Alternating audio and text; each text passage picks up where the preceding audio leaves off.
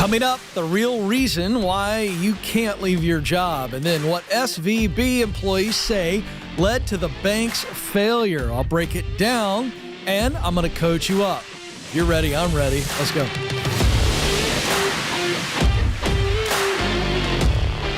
Helping you win at work and in life so you're making more money and experiencing more meaning. I'm Ken. This is the Ken Coleman Show. So the real reason you can't leave your job, in a word: doubt. Oh, I wish it was so much more exciting and scintillating, but it's not. It's doubt. How do I know this? Well, I've talked to thousands upon thousands of people who present different stories, different circumstances, but it all comes down to doubt. And I want to dive deep into this, some of the actual voices. Because doubt leads to excuses. So when I don't believe that something good can happen, in other words, in this context, today, I'm in a dead-end job, I'm in a toxic job, I want to move on, but I feel stuck because I doubt that I can move on. I doubt that I can do what is necessary to move on. So what happens is we start to come up with excuses to justify our inaction. Now, I don't want anybody to feel picked on here because I could be teaching myself here, and in fact, I am. Doubt leads to excuses, and the excuses help us justify inaction. Let me explain. So when you have a decent idea of what it would take to actually leave that dead-end job or toxic environment, and you've figured out, okay, it's going to take this, maybe I need this qualification here, or I need to get some more experience over there, I begin to see what a path could look like.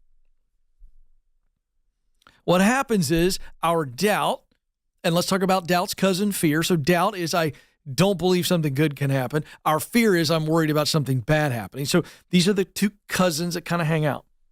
And they hang out on our shoulders and they whisper excuses like this: it's too expensive. You're too busy. You don't have enough time in your life to get qualified, to get connected, to take on some added responsibility. You don't have time. You're too busy. So that's one financial excuse, and then there's one schedule excuse. Okay, so we're gonna kind of frame these because these are the two areas where I see most excuses: time or schedule, and then financial, budget. Right? And so what happens is we find a limitation in our time, we find a limitation in our finances, and when we see the limitation becomes the excuse for inaction, because what we see is the limitation. We go, well, then this is risky or this is irresponsible to move forward. So therefore, I'm going to stay stuck and convince myself that it's because I'm being smart. And then we end up blaming it on life. Well, shoulda, coulda, woulda. I really wanted to, but finances didn't allow. Schedule didn't allow. It's tough, but I'm a good person. I stayed stuck. I accepted less. I dealt with more misery because I'm a good person. See, that's how that starts. Now let's fast forward 5, 10, 15, 20 years. You're resentful, miserable. You blame others for a while, and then ultimately, you're saddled with regret. You know deep down in those little quiet areas that it was your fault. So let's talk about finances today. I want to dive deep on the finance part of this. So why are the financial reasons the big excuses and the cause for doubt? Well, let me just say this. There's a bit of truth to it. Well, what people are actually saying is I don't have the money. It's too expensive. What they're saying is, I'll never have enough money. That's what they're really saying. Because when they present, well, it's going to be too expensive, I don't have the money, what they're saying is essentially, I'll never have it. This is my lot in life. It's going to be too hard. It's too expensive. It's too difficult. Blah, blah, blah, blah, blah, blah, blah. And what they're really saying is they'll never have the money. When what is true is, I don't have enough money right now. Now, that's the truth part. I've coached many people on this show. Have called and said, hey, Ken, I'm here. I want to be there. And we walk. They say, help me figure out what the path is. And we help them figure it out. And we look at what does it take to get qualified. And that's going to take money and time. There's no question about that. Those are always expenses, time and money. But what happens is when we don't have enough time right now or enough money right now, what we end up doing is we act as though I'll never have enough time, I'll never have enough money, and so then we retreat from the forward thinking, and we retreat from the actions that will allow us to get where we want to go, and we make excuses for it and then justify it. So let's talk about enough money. If you don't have the money right now, what will allow me to get the money in the near future? Okay, so let's first look at how much money do I actually need? Let's just use the traditional education route as a simple example. If I do need some type of degree, whether it's a certification or a degree, so it could be a 2-year program, a trade program, or something like that. Okay, let's look at, how much money do I actually need? I can tell you from experience that anytime we look at education and qualification training, you're going to have what I call a champagne option, a wine option, and a beer option, all right? Now, you non-alcoholic drinkers, don't get offended. I'm just using it as an example. Okay, so these are categories. The champagne is going to be super expensive. The wine, not quite, but still pricey. And the beer is the budget, baby. You can always get some PBR or Old Milwaukee for next to nothing. All right, that's the idea. But in the education certification world, nobody cares whether you went to champagne, wine, at all. They don't care. I'll give you proof of this. None of you have asked your doctor where they went to med school. If you did, you're neurotic and you have bigger problems. Nobody asked their doctor where they went to med school. They just don't. They don't care. So how much money do I actually need? So if the financial excuse is hitting you in the face and you've got some debt, guess what? You need to pay some debt off. Maybe you need to save up some money. I'm going to tell you, in my journey, when I started into a broadcasting trade school, I had to delay it for a year. I had to pay off some debt and I had to save the money up. I did both of those things. So what that means is that I had an idea, I had some discipline, and I went after it, and I delayed. I didn't dismiss. I didn't dismiss broadcasting because, well, I don't have enough time, I don't have enough money. I just delayed it until I had enough money.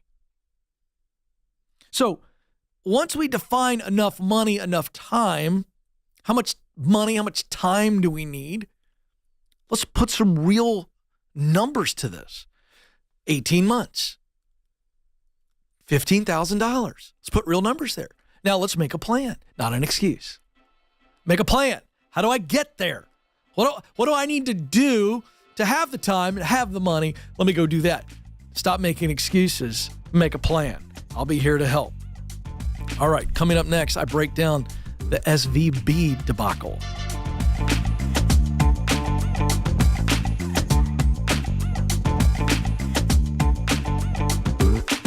Do you know what you were born to do?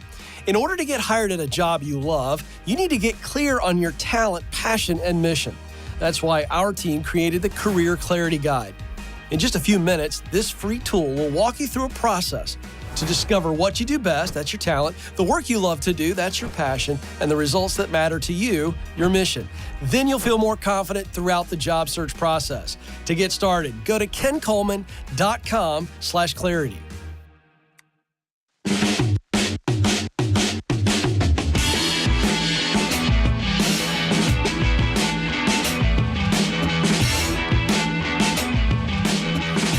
Hey, if you're watching this show on YouTube, we'd love for you to support us by subscribing to the channel. If you're listening via your favorite podcast app, give us a 5-star review after following us.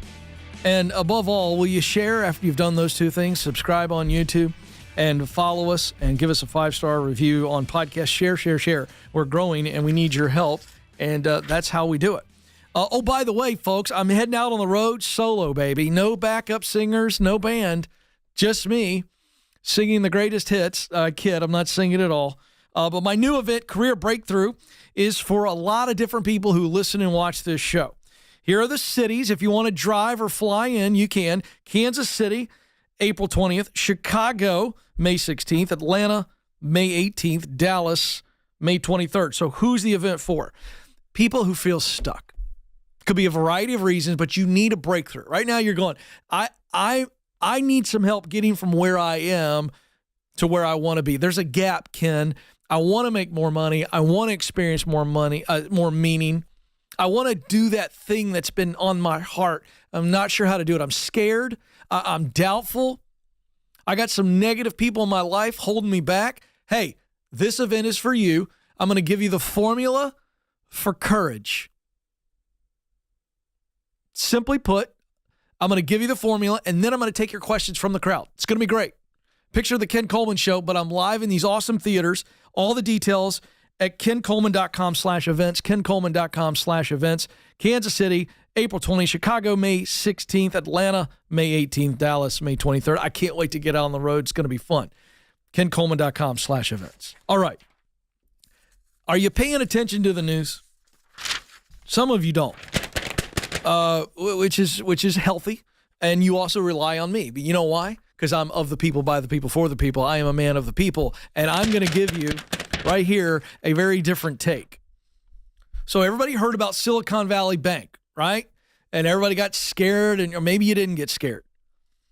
But the media jumped all over it. Oh, banks are going to fail. There's going to be a run on the banks. Get your money out, bury it in the old tin coffee cans. I don't know who said that. Well, there's an interesting testimony from SVB employees. This is fascinating. There's a lot of reasons why it failed. You can watch all your financial institution channels and all that, but there's an interesting non-financial reason that several current and former Silicon Valley Bank employees are citing in an article from the Financial Times. And here is the reason. Remote work. Bum, bum, bum. Here come the haters, Ken. You hate remote work. No, I don't. I just report the facts, and then I tell you what I think about the facts. If you got your panties in a wad over this one, relax. Here's what they said. Poorly managed remote work was a part of the big problems at the company. This from employees at Silicon Valley Bank. Now, a lot of the banking industry has asked for people to come back, and that they kind of led the trend, if you will, to come back into the office. Can't believe that's a trend, but here we are. Well, SVB did not. They were an outlier.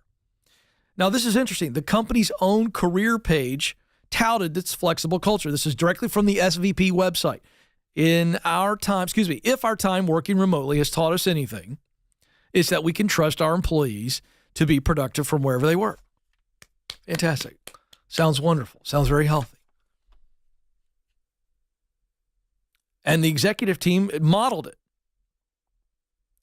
The executives at Silicon Valley Bank were spread out around the country, with the CEO, Greg Becker, at times working from Hawaii. A little jealous there, I'm not going to lie to you. Yet, in their annual report of 2022, Silicon Valley Bank included remote work as a risk to its business. What was that song? Things that make you go, Remember that song? I forget what that song was. Anybody out in the studio? You never heard that song before? Yeah, it was a famous song. Somebody looked that up. Things that make you go, I need to know what that is to pay that off before the segment is over. In part, their memo said that IT issues were prevalent when employees were dispersed around the country. They also mentioned productivity reasons. So now this is fascinating. All right, so let me pull back for a moment. There are multiple reasons why SVB got into the mess that it was in. Okay. Multiple reasons that are financial. This is not a financial show, so I'm not going to break that down. However, when their employees are citing remote work and the lack of communication and the lack of productivity, you got to wake up to this and go, what's going on here? I have said before, I'll say it again. I think there are companies that can get remote work figured out and they do it well. I'm not going to be one of these people who sticks his head in the sand and say it can't be done well. I'm not going to say that. What I'm saying is that anybody with a brain who's willing to look at working together in proximity leads to better communication, collaboration, and execution. It just does. If you're going to do it remote, you got to go the extra mile. You got to have more fail-safes. You got to have better communication. You got to work hard on collaboration. And execution is going to take a little bit more work. It's just the nature of it. Different time zones, different locations. I mean, this is not difficult to understand if you are willing to have some common sense around it. So beneath all the headlines about the financial instability and the mistakes made and the interest rates and all the things, you've got their own people who love it and said that we loved remote work, but we saw real problems with it. So why do I bring this up? Because nobody else is talking about this, and I'm telling you that when leaders aren't communicating well, big time things can fall off really quickly. And remote work, the leadership being spread out all over the country, poses communication challenges. That's what I'm saying. And if you don't get it right, it'll blow up in your face really quickly. All right, speaking of poor communication, I don't know if you've seen that Facebook is laying off more people and more to come. Well, we've got another worker found out a really awful way. Jenny S. went in on LinkedIn last Wednesday and posted that she had not fully processed that she lost her dream job via email that she opened up at 5:55 a.m. in the morning. You open up your email and you find out you've been laid off. No communication. She went on to say, Meta was my dream job and dream company. I was recently promoted in July and I could not have been happier. I was working on great projects. So this is hitting me hard. I'm having a hard time wrapping my head around this. Yeah, she is. You know what she's really having a hard time wrapping her head around? Is that everything seemingly was going well. She was happy. It was her dream job. And all of a sudden, she gets treated like a unit of production, no personal touch. Can we just get back to the golden rule? Treat others as you would want to be treated?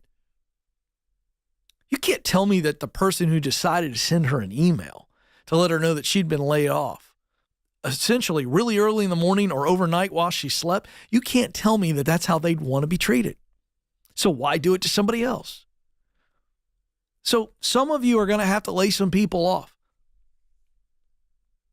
And can I just implore you, when you're in that really sucky position, because it sucks, that all you can do is acknowledge that it sucks, look them in the eye with some compassion and empathy and say, this is horrible.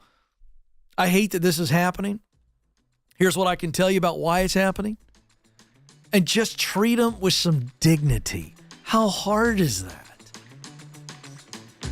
Leaders, I don't care how many people you got to lay off. I don't care how big the company is. Human touch. Human touch. How would you want to be treated?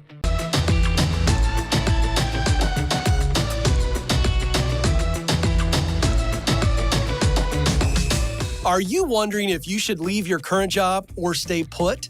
You're not alone. That's why we created the Should I Quit My Job quiz. In just 5 minutes or less, this quiz will help you determine if you're at the right company and if you're in the right role. If you need to make a move, you'll even get practical next steps to keep you moving forward. Listen, stuck is a choice, and life is too short not to do what you were created to do. To take the quiz, go to kencoleman.com/quiz.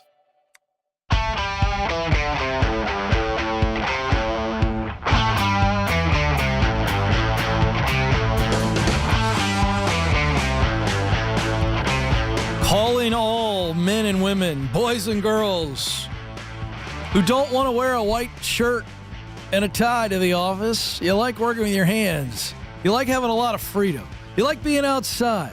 Hey, leave me alone, man. Just let me do this work. Well, the opportunity has never been better, but it comes at the result of a crisis, and I do not mean this lightly. I saw this article over the weekend. It was an Axios article, and the headline grabbed me quickly, and it said, "The Decline of the Trades." And I went, ugh, this is a real problem. This is an actual economic problem. However, inside this problem, the decline of the trades is a massive, massive opportunity. All right, let's break it down. So the big picture problem is that older workers in the trades are retiring, and there's just not enough people filling in the holes, right? They're opting out, and there's nobody to take their place. Now, quick snapshot as to why this exists, okay? And by the way, quick setup, you're talking about construction workers, plumbers, electricians, beyond. Just think about all those trades. So here's what's happened for decades and decades and decades in this country. Higher ed has gotten in bed with politicians, and they've created a marketing message that has benefits for higher ed and for politicians getting reelected, and they've created a marketing message that began really in the 70s, and this was the message. If you want to be successful, go get a college degree. If you want to be a loser, go get yourself a trade job. That really was the message. And there's actually a poster that was mass distributed hanging in public high school guidance counselor or career counselors' offices. My friend Mike Rowe from Dirty Jobs first made me aware of it, showed me a picture of it that he saw over the shoulder. There it is. Look at that right there. Now, I mean, just look at that. For those of you that aren't watching this on YouTube, for my podcast audience, listen, it says work smart, not hard. And on the work smart, it's got this guy holding a diploma in his shiny graduate robe, or whatever they call that stupid thing with that board on his head. And it says not hard. It's got the poor guy in the overalls with a wrench that could kill an elephant. Thing's got to weigh 100 pounds. And he looks miserable, while the other guy looks like he's trying out for a gum commercial. Ding! He's got that smile. You know what I'm talking about? All right. So for decades, this has been the message. So, of course, young people aren't filling in the holes of all the retiring trade workers because their mom and dad and their mom and dad before them, so their grandparents and their parents have all been fed the same message, and thus they've poo-pooed working in the trades. It's a subpar choice. Therefore, I don't want Johnny or Susie to make a subpar choice, so we push them to college because it's about status, not success. Well, this gap is expected to widen. Let's give you one example. The construction industry, and we have a video on this on my YouTube page about carpenters specifically. So you go check it out. But the construction industry faces a gap of 500,000 workers. The application rate for technical jobs like plumber and electrician dropped by a whopping 49% between 2020 and 2022. So this is a recent development for this big of a gap. So here's where we stand. This is a direct quote from Anthony Carnival, director of the Georgetown University Center on Education and Workforce. And I think this is a great quote. He says, because we've deindustrialized the second half of the 20th century, education was all about the 40-year degree. It wasn't about learning a trade. It was go get a degree, then get a job. Versus prior to that, it was like, hey, I mean, if you go back to the beginning of this country, it was the apprenticeship model. If your dad was a blacksmith, you became a blacksmith. If your dad was a silversmith, or if your dad didn't have that, then you go work for somebody and you lived over top their house. So as a result, the trades were passed along. Not anymore. Here's the direct quote from Carnival. We have a K through 12 system that does create better education and more high school graduates, but doesn't do any job training. Now, see, I don't think he meant that the way that it came across, but he may not be happy with me interpreting his quote, but let me go back in and break that quote down. We have a K through 12 system that does create better education. Okay. And more high school graduates. But doesn't do any job training. So let me reinterpret that for you. We have a K through 12 system that is teaching kids a bunch of things they'll never remember. And we're cranking out high school grads, otherwise known as candidates for higher education, but doesn't do any job training. He's right. Oh no, we don't train kids how to work in high school. Not across the board, we don't. What do we train them for? Well, we train them to get a standardized test score to keep the teachers and the principals and the local and state politicians' jobs. And by the way, let me just point out, while I'm stepping on toes, it's not the teachers and the principals' fault. The system is dictated to them. These are the men and women that have been hamstrung. They've been trained to educate, and yet they aren't allowed to actually educate. They can't educate because of all the garbage that's become big business. You got billions of dollars in the standardized testing industry. And I've talked to teachers in this country, and they've told me point blank, Ken, the irony of it all, the people who are writing these standardized tests that we have to teach to in public schools aren't even educators. But see, we got politicians who've been lobbied, and they're lining their pockets. And big business has said, this is the way we leave no child behind. You remember that? That's what I think of leave no child behind. It's time we wake up, folks. It's time we wake up. We have a massive economic problem. Let me bring it back to the headline and back to the start of this conversation, is that we have systemized education as the way to success. And as a result, we are slowly strangling the trades. And the trades, my friends, they're the backbone of the American economy. Let me point you to the pandemic of 2020. When everybody else was being sent home, the trades were booming. How's that reno going without the trades? How's that summer going to be when you don't have enough HVAC workers to fix your system? Parents, wake up. Some of you right now that are in white-collar jobs because you were pressured to get into these white-collar jobs, it's time for you to wake up and go, you know what? I can't stand working in a cube.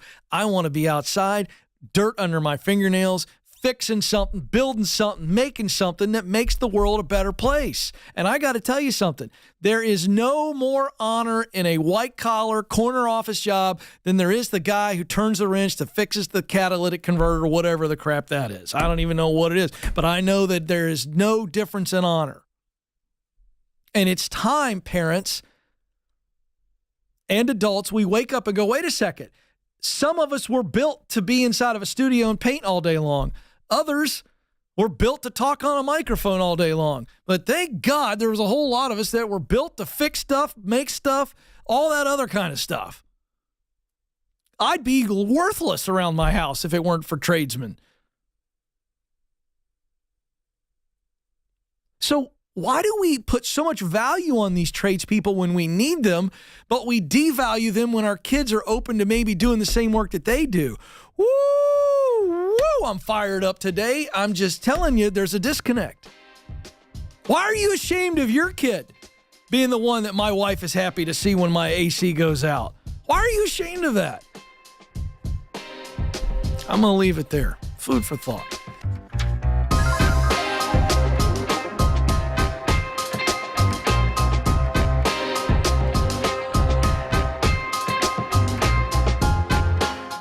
Did you know that recruiters take an average of 6 seconds to scan a resume? And that's if they ever see it in the first place. In fact, 75% of resumes are rejected before reaching a hiring manager. Listen, folks, if you want to get hired, you've got to make your resume worth noticing. That's why we created How to Write the Perfect Resume. This free guide will walk you through the 5 steps to stand out in the hiring process to get you your dream job. If you want to get started, go to kencoleman.com/resume.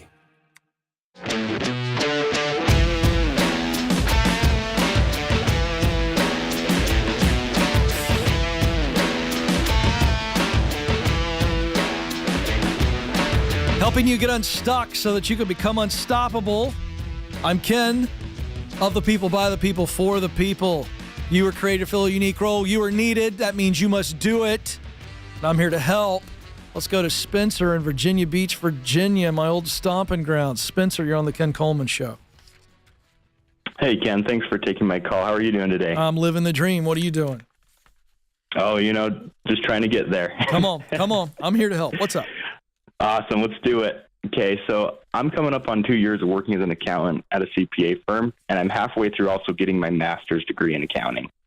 But as I'm going through this, I'm quickly finding out that accounting is not my passion. Uh-oh.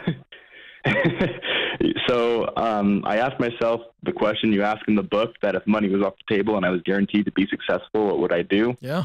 And the answer to that would be to get into law enforcement and to serve and give back to my community. Fantastic. So my questions to you is, do I continue in my master's program since I'm halfway through it and finish it up?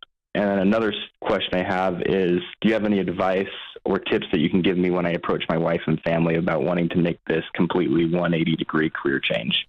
Okay, we got to move to that second question as quickly as possible because there's some meat on that bone. So I'm going to ask you the first question. I'm going to flip it.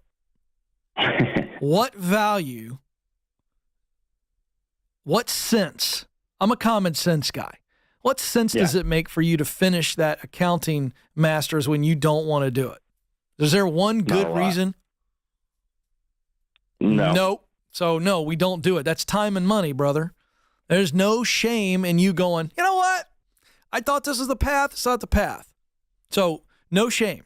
Now, let's talk about the wife and the family. Who else in the family besides the wife are we worried about telling this to?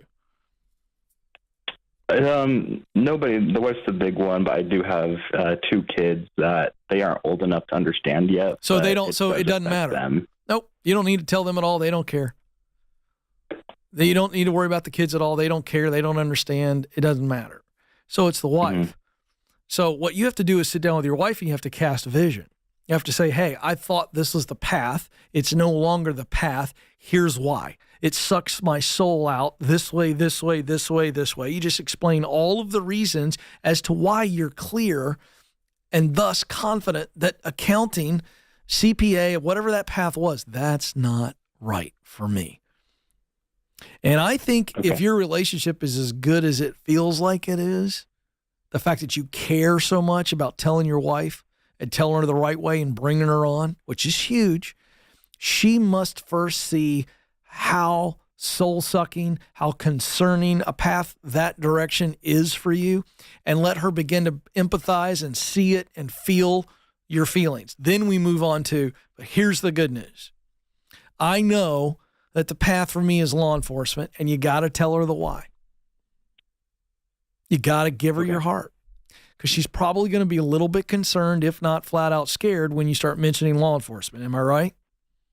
Yeah, absolutely. So this is not I'm going to announce this to my wife. This is, I'm going to share this with my wife. Okay. Do you see the difference? Yeah, I do. Don't go in with, here are the 7 or 8 steps that are going to take place. I'd have those ready because there's 2 types of fear here. One is the fear for your safety. The other fear is the financial. Well, what's it going to look like if I transition? If you transition, what financial risk? So you do need to have that in mind. You go, okay, well, here's what that's going to look like. And I'm not going to put my paycheck at risk at all. Here's what that looks like. So you do need to be prepared to answer those questions. but I would not go in with a presentation. I would go in sharing your heart. I want her to understand the why first and foremost before she hears the how. Make sense? Okay. Yeah, definitely. So more of a counsel. Yeah, so you're ready for the how. Okay, babe, well, here's the deal. In order to do that, I'm going to have to qualify for police academy or whatever it is, and that's going to, you need to know the how, but I would not just go in and go and lay it all out. Just boom, I want to share what my heart's telling me. And let's get her buy-in on the why, and then we walk through the how. Now, you still need to do it. You're not asking her for permission, but you are casting vision, and hopefully she gets on board. And if you do it right and you deal with her fears, I think it's going to turn out pretty good. But Spencer, don't spend another dime, another minute on a master's degree that you're never going to use. It's okay. You're not a loser. You're smart.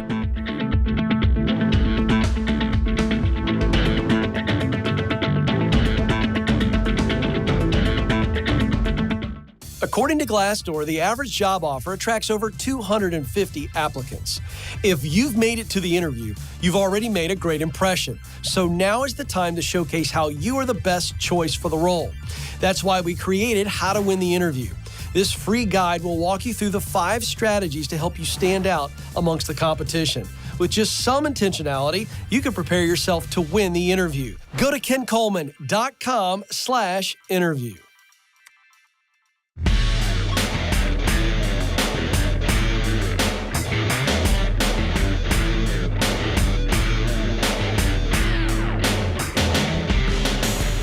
Coaching you up so that you can move forward with clarity, confidence, and courage. I'm Ken. This is the Ken Coleman Show. Let's go to Connor, who's in Panama City Beach, Florida. I was just there last week.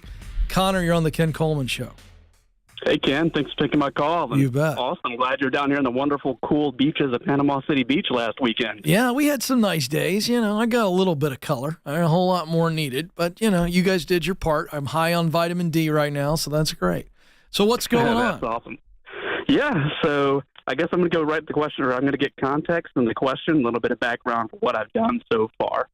So I work in a high-level military organization as a federal contractor now. Okay. I've been in this organization for about 7 years, 3.5 in my current capacity as a contractor and 3.5 in uniform. I'm part-time military as well. But I've been passed up for promotional opportunities and additional responsibilities, both due to my age in relation to the guys around me, and my current parental arrangements outside of the workplace, which I can get more on that later if I need to. Also, I've not received a compensation increase from my contract company in the last 3 years, which I have brought up with him as well. Okay, so my question, though, is... All right, go ahead. Go ahead with the question. I'm sorry. Yeah, my question is, how do I remain, with my dignity intact in an organization where I feel devalued and micromanaged while searching for my next career path? Well, you don't remain. I mean, there's something going on here, and we do want to try to the best of our ability, get as much clarity as possible so that we can learn something. But you're just not going to be able to remain much longer. So you remain as long as it takes to replace your job, because it just feels like there's a pretty darn good lid on you. Am I right? Yeah, I feel the glass ceiling, and I felt it for a while, but it's became increasingly known as my boss gets closer to retirement. He's retiring at the end of May, and I expressed my interest in his position to multiple people in the organization over the last 6 months, and they've all asked my age directly in questions, which I'm 26, so I'm much younger than the 62-year-old guy Sure. I'm replacing. Yeah. And it's a federal organization, so we get that side. But I do have a little bit of context as kind of what I've done so far going forward, because you're absolutely right on just staying here and being patient. But I took the Get Clear assessment about a year ago, which I'd be happy to share my purpose statement if you need me to. It's been an awesome help in my transition. I've also been using proximity principle to get connections within multiple companies that are helping, and I have individuals in there that are helping navigate and represent me through their hiring process. So my next career move is definitely in the steps, definitely in the works. There's been no offer yet, and a couple of those companies are just phenomenal. Okay. Well, so are you getting – so – they've told you specifically that you're too young, and also your parenting situation with your kids is also a limitation. They're telling you that specifically? They're dancing around the bush with that. Like, they're not telling me directly, but they have had discussions directly that they've admitted to limiting me based upon, me having to take off here and there for childcare issues, me being sick, my daughter being sick, which I did I'm very open, a transparent guy. I've known these guys for 7 years. So I thought I could be trustworthy with them, but it seems like they're using some of what I'm telling them going on in my personal life against me now. Well, let me ask you this.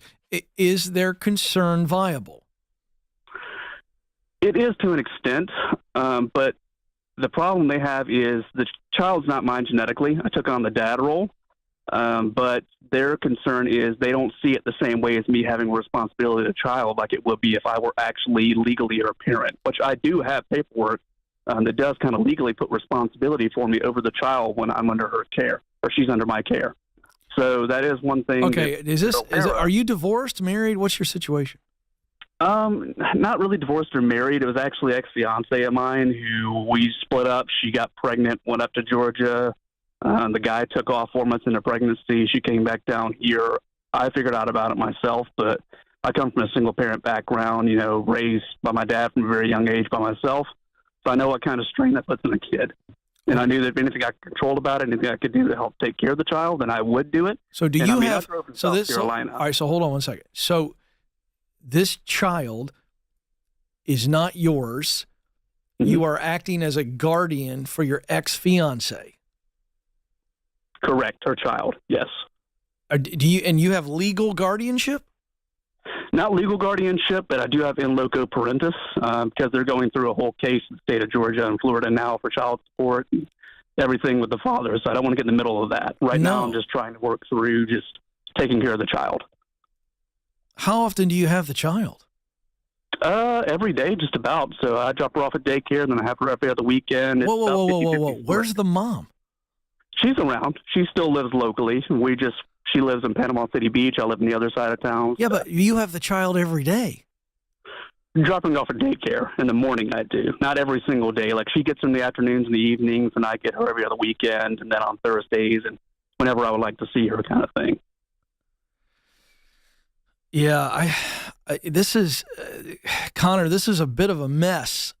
But you're a really good dude. So let me say, your heart is absolute platinum. And now you're invested with this child.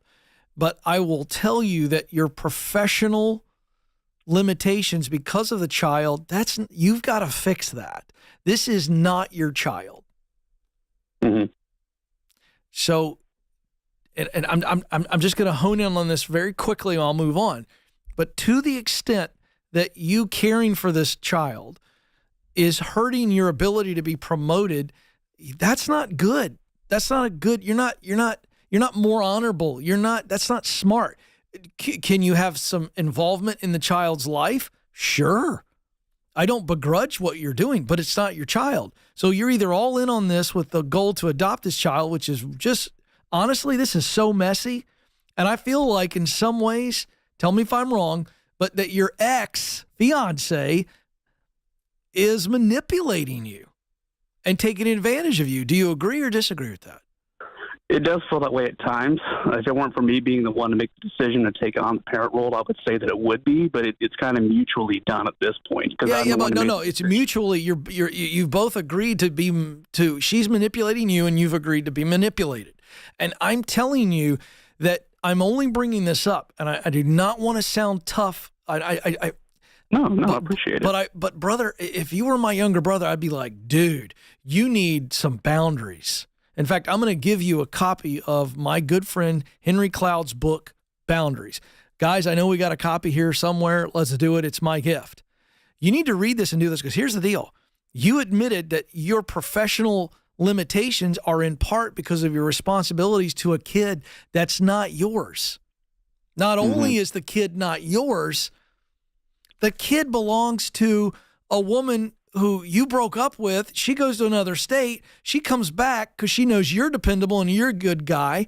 And there's some attachment there going on with her. Plus there's what you went through as a kid. And so all of a sudden you feel like I'm the person who needs to step in. And I'm telling you that that's all okay to a certain point. But the minute that you're professionally limited because of your responsibilities to watch someone else's child, we got ourselves a problem, and you need a boundary. So I'd fix that immediately. That is mama's responsibility. You can assist because you're already in the kid's life, but I would pull back on that to the point that starting today, whatever you do to assist this child and her mother is on the outside of any professional responsibilities that you have. Your job, your life, your future relationship, everything else comes first. Whatever time you have left at this season of your life to give to this mom and her child, gravy. You got me? I got you. Thanks, Ken. Dude, this is your life. It is. So I'll tell you one thing, all the books and the proximity principle and my book and the assessment in the world, none of that's going to work for you until you decide to take control of your life. And you are being manipulated, my friend, because you're such a good dude. And I'm trying to set you free. I'd also go back to your current leaders and go, hey, I'm fixing that situation. I'm no longer limited by that. I needed boundaries. Here's what I learned. This really loud guy on the radio lectured me, and I'm going to do what he said. So I'm resubmitting myself for promotion to say I'm no longer going to have limitations to take care of a child that's not mine. I don't know where the baby daddy is. I don't know where mama is, but that's their job, not yours. Sorry. Some old common sense that we got to swallow sometimes. This is the Ken Coleman Show. Press on. Thanks for listening to the Ken Coleman Show. For more, you can find the show on demand wherever you listen to podcasts and watch the show on YouTube. You can also find Ken across all social media by following @Ken Coleman.